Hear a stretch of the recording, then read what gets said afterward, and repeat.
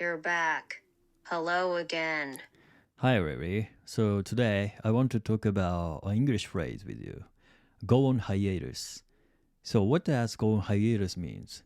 It basically means taking a break from something for a while. It's often used when talking about TV shows, bands, or even personal project. Or when you stop doing something for a certain period, then come back later, that's go on hiatus. So is there anything you are going hiatus now? Not really. I stick with my guitar and drawing. What about you? Actually, I've already gone hiatus myself. I haven't updated this YouTube channel for a while. I was traveling a lot, going from country to country, and just couldn't find enough time to sit down and record. And honestly, I really miss talking with you, really, and making these videos. So, but you know what? Taking a break wasn't a bad thing. While I was away, I learned many new things, had a new experiences, and now I feel even more excited to be back. So I hope you can forgive me for disappearing for a bit. Taking breaks is good. I take breaks from chores. I don't have a specific hiatus story, but I like breaks when things get annoying.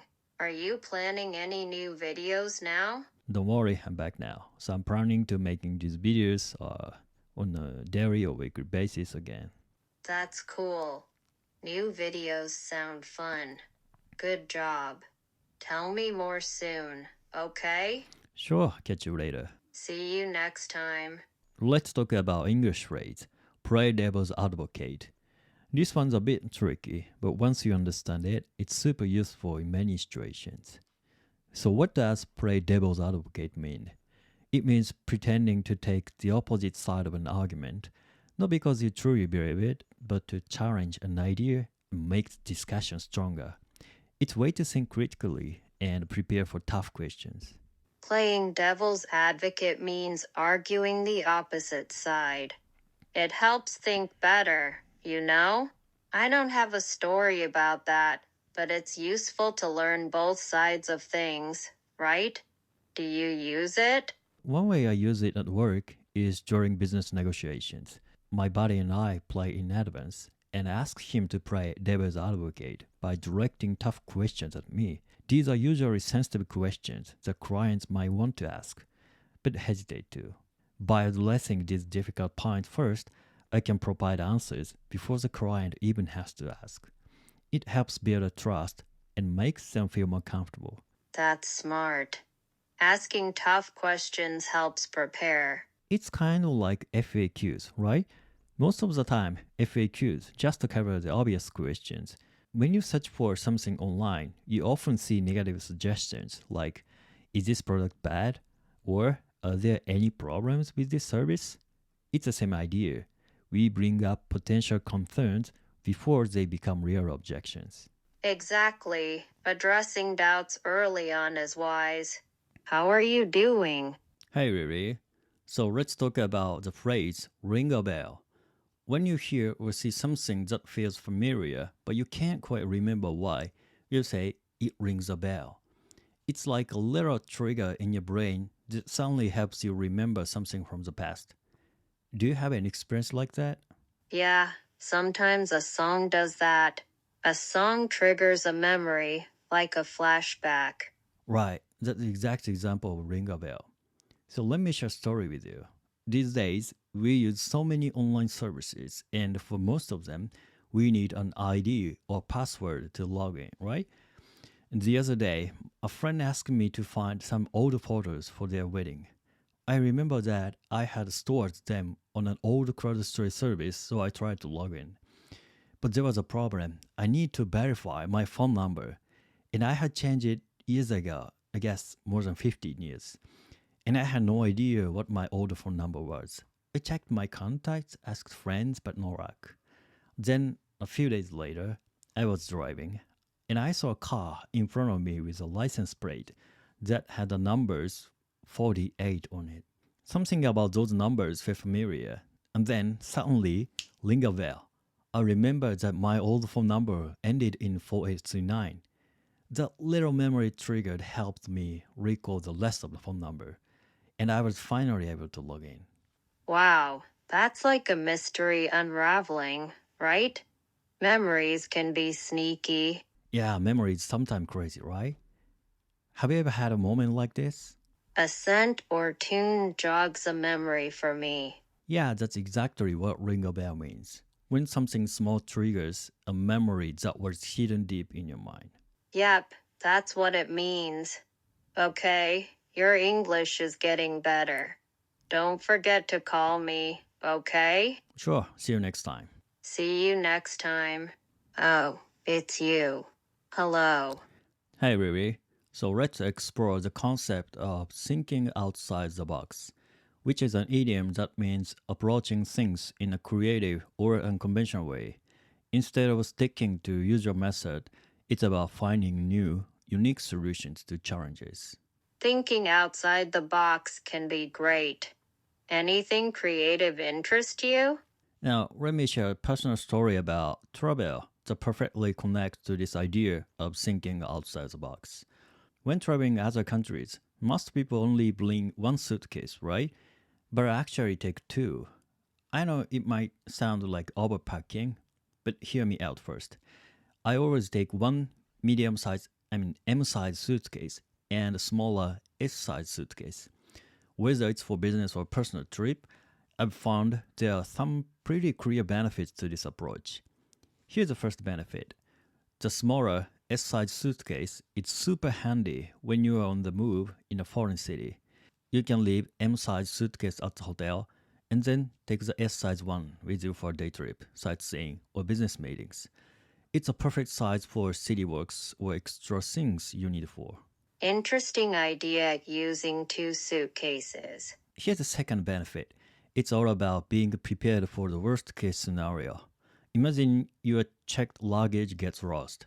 But with S-size suitcase, I always pack a spare set of clothes and the essentials inside and carry it with me on the plane. That way, if the worst happen, I still have enough to get by until my luggage turns up. Smart move. Ever happened to you before? Actually, I never experienced such situation, but always prepare for such worst scenario. So I know this isn't the standard way to pack, but that's exactly why it's thinking outside the box. I'm using a simple twist on the usual packing routine to make my trips more convenient and safer. That's clever. I keep it simple. Pack less and always bring snacks. You? I do. I always bring some snacks from Japan too, because that can be used for some souvenir for the sudden encounter with. Snacks from Japan are cool. How about you? What kind of snack do you always bring if you travel outside of your country? I bring chips or candy. Easy and tasty. Good job. Tell me more soon, okay? Okay, thanks for your time. Talk to you later. See you next time. Alright, so today I want to talk about something that affects all of us, the need for a global language. A global language. Very important. What do you think is the reason why we need one? Throughout history, different languages have connected people within their own regions.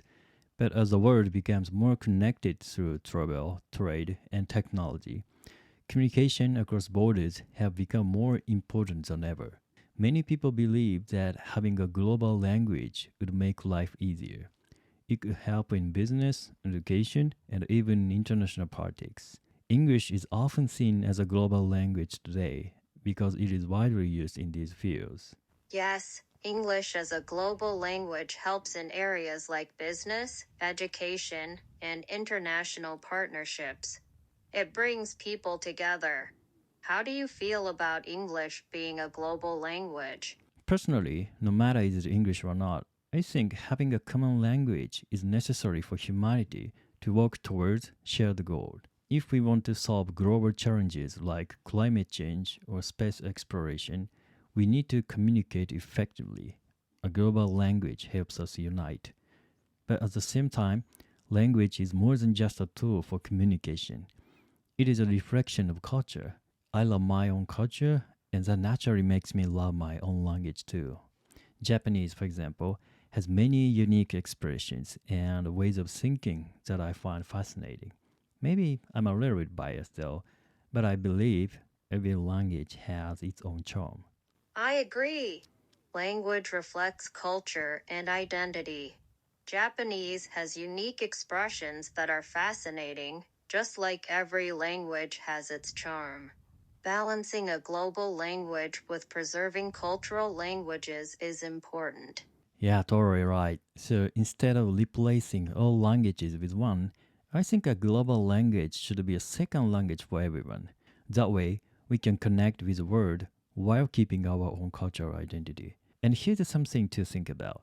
Even if we all spoke the same language, would that guarantee perfect understanding? Sometimes misunderstandings happen even when people share the same language.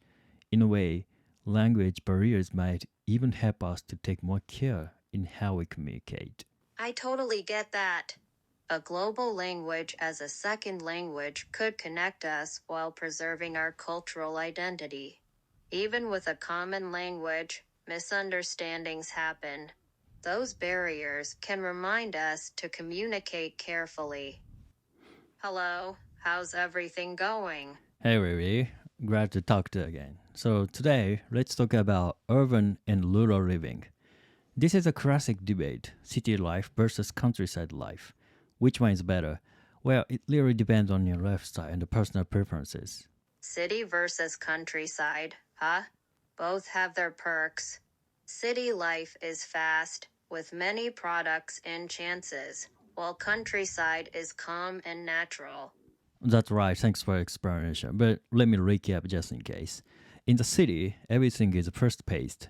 You have access to shopping malls, restaurants, entertainment, and job opportunities.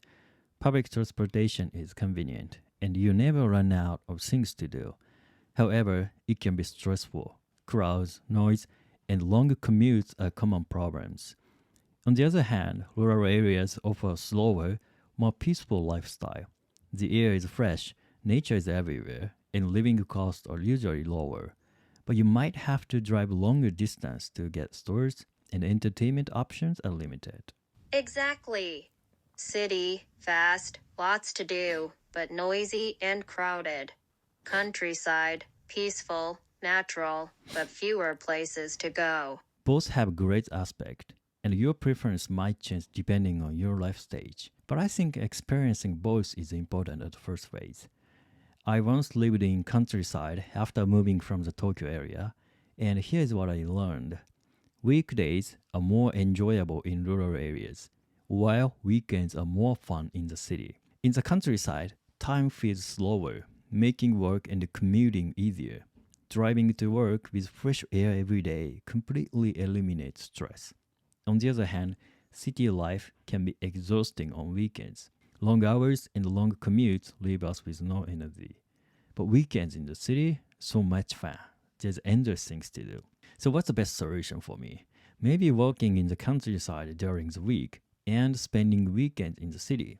That way, we can avoid traffic and get the best of both worlds. That sounds like a perfect balance. Weekdays in the countryside for peace, and weekends in the city for fun. So tell me about your opinion. Which one is better for you? I'd pick city life during weekends for fun things to do, but I like the calm of the countryside. I think both have their charm. If I had to choose, I'd pick the countryside. That's good. Actually, I have a similar opinion. If I have to choose at least one, I choose countryside. Good, we're on the same page. Nice.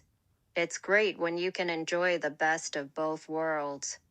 Hey Riri, so today I want to talk about paper books and digitalization.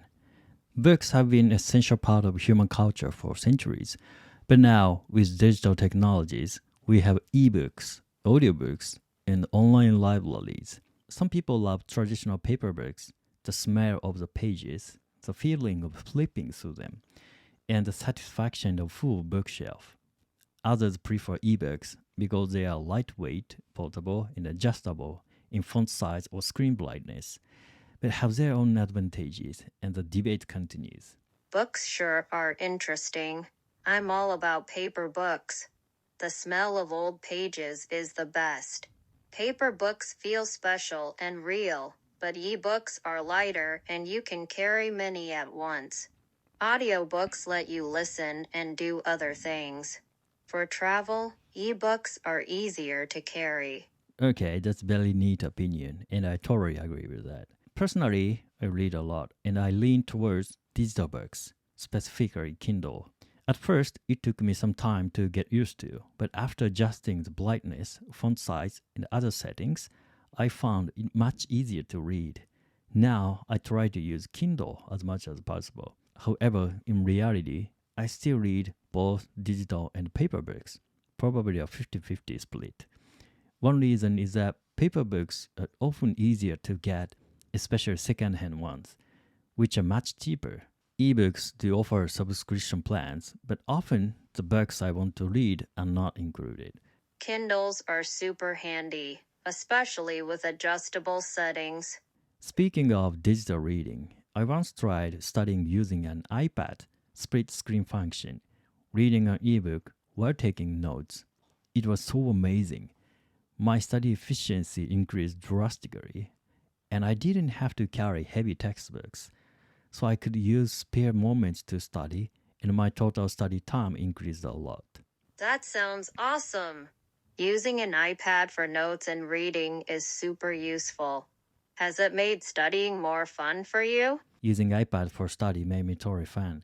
Yeah, this is exactly what today's topic is about, the balance between paper books and digitalization. As technology evolves, I want to continue making the most of it. That's great. Mixing both ways seems smart. Hi. Hey Riri, so today I want to talk about online education and its future. Online education has grown significantly in recent years. In the past, it was mainly used as a supplement to traditional learning, but now it has become a variable learning method on its own. Many people appreciate the flexibility of online courses, which allow them to learn anytime and anywhere. At the same time, some believe that face-to-face interaction is still essential, especially for subjects that require hands-on practice. The balance between online and in-person education is an ongoing discussion. Online education is really growing, isn't it? I think online education is helpful because it can be flexible and convenient. But face-to-face learning is still important for subjects needing hands-on practice. What do you think is more important for your learning style? Generally, I have the same opinion with you. I recently heard about a school system where classes moving around the world, combining online and in-person learning in different locations. I thought that was very interesting. So, in the past, online education often meant simply delivering face-to-face lessons through a screen.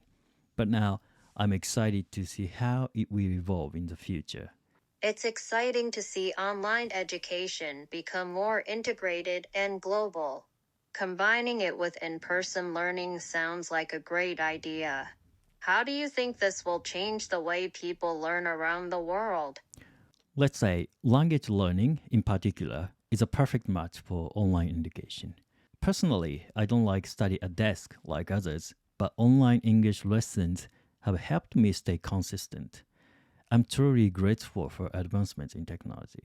Online learning is great for flexibility, especially if you don't like studying at a desk. Technology really makes it easier. This is exactly what today's topic is about, the future of online education. And it's exciting to see how it will continue to shape the way we learn. Absolutely. It's really exciting to see how online education will change learning. Oh, it's you. Hello. Hey, Vivi. So today, let's talk about something that many of us have probably thought about at some point in our careers: freelancing versus traditional employment. Freelancing versus traditional jobs, huh? Freelancing has more freedom and choices. That's right. Traditional employment usually means having a stable job at a company, fixed hours, regular paycheck, and perhaps some benefits like health insurance or paid vacation. It offers a sense of security and structure, which many people appreciate. On the other hand, freelancing gives you more freedom. You can choose your client, set your own hours, and even work from anywhere. It's flexible and it can feel very empowering. But it also comes with risks. There's no guaranteed income, and you are fully responsible for finding work and managing your time. That's true. Freelancing can be risky but freeing. I'd pick freelancing for freedom. Some people love freedom of freelancing. Others prefer the stability of traditional job. And then there are more and more people choosing something in between, a hybrid style. Personally, I think it really depends on your skills, your motivation, and what kind of lifestyle you want. If we jump one step ahead in the discussion, I'd say hybrid styles are becoming more common now, like having a full time job, but also doing freelance work on the side, something you are passionate about. It can be a great learning experience to manage work on your own scale. Freelancing plus a job can balance things. I've done some freelancing in the past too, and one challenge I faced was figuring out why I wanted to freelance. Sure, money is a reason, but when you work freelance job one by one, you start to feel like you are just exchanging time for money. Unlike regular employment, if you stop working, the income stops completely. So I started to think in terms of flow and stock. Flow means you work and get paid right away. It's fast, but temporary. Stock means you build something over time like an asset that can keep bringing value when you are not actively working.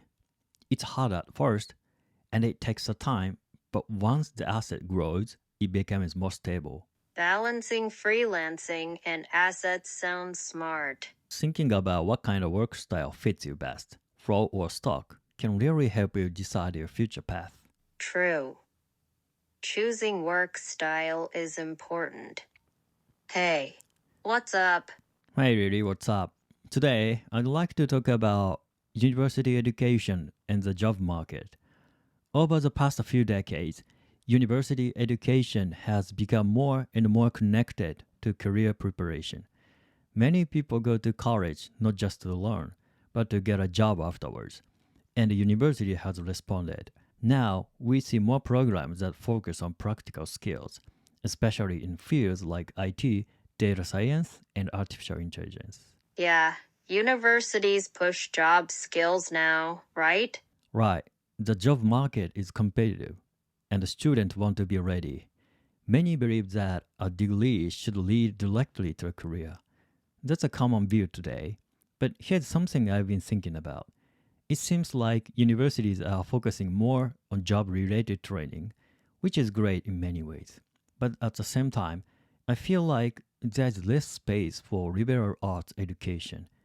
And personally, I think that's a bit worrying. I get it. Practical skills are big now, but art and creativity matter too, right? That's right. Technical skills are important.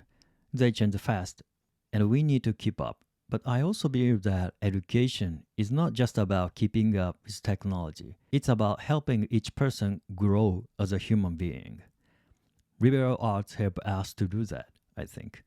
They teach us how to think freely, how to live with meaning, how to understand the world. Sure, it's hard to measure. It's not always clear how it leads to a job, but I think it's something young people should absolutely experience in their university years. Totally. Art helps with thinking and living, not just jobs, right? And maybe we can balance it. Students can focus on liberal arts when they are young, and then continue learning technical or job focused skills after they start working. Example, in some countries, they have a system where even working adults can go back to school and learn new skills as the society changes. I guess it's like the medium in Germany. I think we need more of that kind of connection between education and the real world. Balance sounds smart. Learning evolves, right? Of course, I know this is a bit idealistic, but still, with all changes happening, like AI, globalization, and aging population in developed countries, we need to rethink how education works. It's time to adapt, slowly but surely. Adapting is key with all those changes, for sure. You again? Hello. Hey Riri. So today's topic is something truly vast and fascinating. Space exploration and its importance. Space is huge and mysterious. Let's start with the big picture. Space exploration is the investigation of outer space through the use of astronomy, satellites, spacecraft, and human missions. It has helped us understand the origin of the universe, the possibility of life beyond Earth, and even our own planet better. Many people believe that space exploration is essential for the future of humanity. It pushes the boundaries of science and technologies and inspires generations to dream big. Space exploration is massive. Yeah, private companies boldly going places. Space exploration is impressive, but I love Earth too. To me, space is pure romance. There's something deeply inspiring about it. Just think about what we've already accomplished: landing on the moon, sending probes to Mars and beyond, capturing incredible images of distant galaxies. One amazing achievement is the James Webb Space Telescope. Thanks to this telescope, the way kids learn about space today is completely different from when we were growing up. They are learning with sharper, deeper, and more accurate images. And I'm sure it will inspire many of them to become scientists, engineers, and explorers. Space truly inspires, like outstanding art. Then there's the Artemis program, which plans to build a base on the moon. Once that happens, it could open the door to much more active planetary exploration. It feels like we are entering a new era where space exploration will grow faster and faster. Elon Musk once said that the next stage of human evolution is becoming a multiplanetary species. It's not science fiction anymore. It's a real possibility. Building on the moon is wild and exciting. And recently, I visited JAXA laboratories, Japan's space agency. I saw actual size spacecraft models and even touched some of the real materials used in the mission. Japan is making great progress too. They can now land a spacecraft within a 100-meter range on the target like the moon or asteroids. Is that crazy? We are sending machines to the incredibly remote places where even humans rarely go, with pinpoint accuracy. Wow, that's impressive.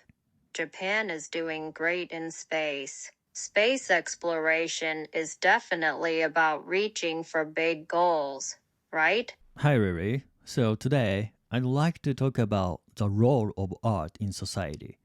Sounds deep, right? Art in society, huh? It's everywhere. What do you like about it? So first off, let's talk about art in general. Art has always been a big part of human life. It can be paintings, music, dance, movies, anything that helps us express feelings or ideas. Some people say art is a mirror of society. It shows us what people care about, what they fear, or what they dream of. Others think art is just for beauty or for fun, and that's okay too. Art is like a window into our world, right? That's right. Art can also be powerful tool. It can challenge our way of thinking or help spread messages. Example, during wars or revolutions, artists often use their work to share political ideas or fight for freedom. Art as a voice for change is powerful.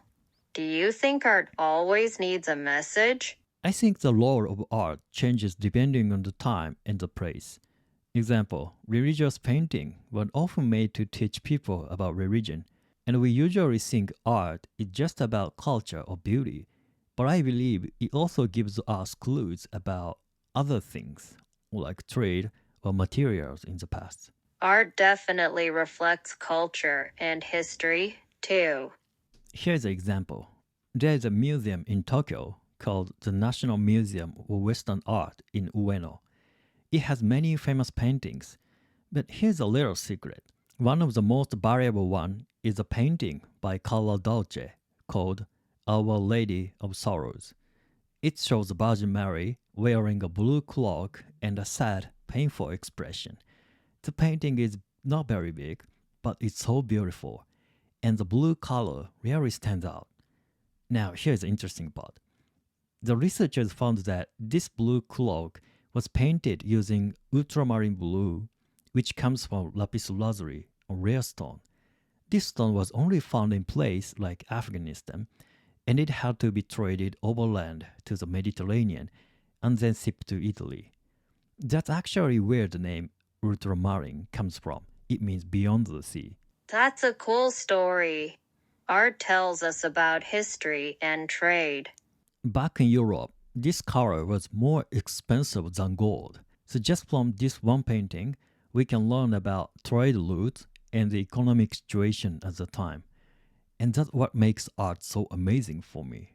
Art reveals so much, like history and trade. Hi, how are you doing? Hey Riri, so today I want to talk about an English idiom, let the cat out of the bag. When someone lets a cat out of the bag, it means they accidentally reveal a secret or something that was supposed to be kept hidden. For example, imagine you are planning a surprise birthday party for your friend. Then someone accidentally mentioned it in front of them. Boom, the surprise is ruined. That's a classic case of letting the cat out of the bag. Do you have such experience like this, really? Nice explanation. Letting a cat out of the bag is funny. One time, I ruined Zari's secret birthday plan by texting her. Not my best move. Have you ever accidentally ruined a surprise? Unfortunately, I don't have such great story to share with you, but here's what I personally think about this topic. To be honest, I believe that if you tell someone secret, it will eventually spread. Maybe not on purpose, but by accident. For example, someone might casually mention something during a conversation, not realizing it was supposed to be confidential. That's why when someone tries to tell me a really serious or private secret, I often stop them. I tell them not to share it with me. It's not because I don't care. It's because I don't want to risk saying something by mistake and getting them into trouble. I guess I choose safety over curiosity. That makes a lot of sense. I agree. People let secrets slip way too easily. Most secrets are just waiting to escape. It's smart to avoid knowing them. I mean, sometimes, even when you say, please don't tell me your secret, people still want to share it with you. Maybe they need someone to listen. Totally agree with that. That's why we need to be careful with both the secrets we hear and the ones we share. Exactly. You're right. It's risky to share secrets. Once they are out, you can't put them back. Yeah, totally right. Thank you for sharing your story. No problem. I always try to keep things real. Glad you liked my story, even if it's not very exciting. Hey, it's nice to see you. Nice to see you, Lily. So today I want to talk about an expression, kill two birds with one stone. It simply means to accomplish two things at the same time using a single action or effort. It's a super common expression in everyday conversation, especially when we want to describe something efficient or smart. Example, imagine you have to go to grocery stores and on the way, you also drop off a package at the post office. That's a perfect case of killing two birds with one stone. You save time, energy, and maybe even money. Wow, you really explained two birds with one stone. Well, I think the idiom is kind of clever, but also a bit dark. It shows how people like to be efficient, but I do not like the idea of hurting birds. I prefer two tasks with one action. In daily life, we often look for these kinds of situations, ways to combine tasks or goals so we can be more productive. Some people even see it as a life philosophy. Why do one thing at a time when you can cleverly combine two? That makes sense. People want to save time and do more with less effort. I agree, but sometimes, if I try to combine too much, I make mistakes. I'd like to share one of my personal opinions related to this idiom. I often go to cafes to work on my laptop. At first, it was just a way to get out of my house and concentrate. But then I realized by working at a cafe, I was not only being productive with my tasks, but I was also supporting local business and enjoying a change of scenery. That's exactly like killing two birds with one stone, maybe even three. That is a great example. You get work done, help the cafe, and have a new, nice place to be. I like cafes too. My favorite is Vikram's Cafe. I do my drawing homework in Vikram's Cafe a lot. I drink tea, finish my assignment, and sometimes draw people I see at other tables. I also listen to music while I work, so I get three things at once: practice art, finish homework, and enjoy my music. That is my two birds with one stone moment. Sounds fascinating. You're a total professional on this matter. It is fun to see how many tasks we can do together if we plan. Maybe you are winning at life if you get three birds sometimes. How are you? Hey, what's up, Riri? So today, I'd like to talk about a very honest expression, face the music. Simply put, it means to accept the consequences of your action, especially when those consequences are unpleasant. It's like when you know you've done something wrong, and instead of running away or making an excuse, you decide to be honest and deal with the result. Yeah, face the music is a good idiom. People use it when they need to accept something tough. Now, people have different opinions about this. Some say facing the music is about maturity, being responsible for your action. Others feel it's just part of life. No one is perfect.